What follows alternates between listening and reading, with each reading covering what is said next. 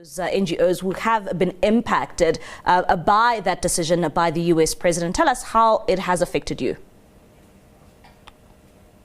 I must say that thank you very much to SABC for giving us the opportunity to voice out our grievance and our pain that is happening to our communities in South Africa.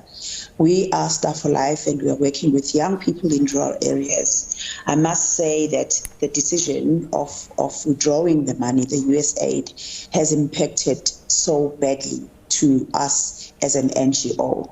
And we are struggling to actually implement our programs in schools at the moment. And of course, you run a very important organization that really caters for young people in rural communities. And how important is the work of your organization, particularly to the people that it focuses on?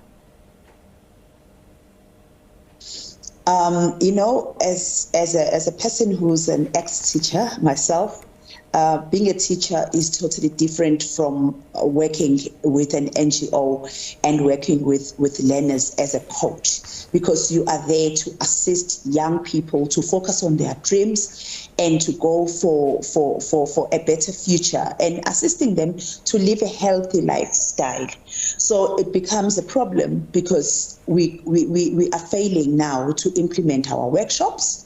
We are failing to do our one-on-one consultations with learners, because when learners are encountering problems in their private lives at home, they always know that there is a coach at school who can assist them to actually offload the problems that they have in the community, within the community. So now having US aid being withdrawn, it has impacted impacted so much in South Africa, because we have lost a lot of professionals that are now sitting at home with no pay. And how many job losses has this led to? I mean, because of this immediate impact it has had on your NGO?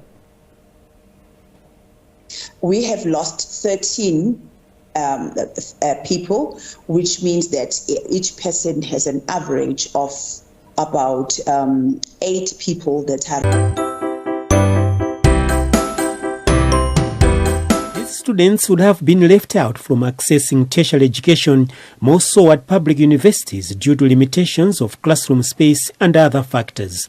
A 4-year project known as Strengthening Higher Education Access in Malawi activity, SHEMA, sort of partnering with the Polytechnic to enable deserving needy students, especially in rural areas, to acquire marketable technical skills. Selina Nkweteza, Grants and Scholarships Director at SHEMA, says our organization expects to see these students become self-reliant. We expect to have increased skills. We want these students to go out there and to get self-employment, not to rely on someone to employ them, but they can employ themselves and maybe employ others. So we want a larger. She gets an antiretroviral treatment for free from aid agencies. She was shocked to hear that the United States Agency for International Development, USAID, has abruptly suspended its operations and funding for at least 90 days. Some life-saving HIV treatment is continuing, but no one knows how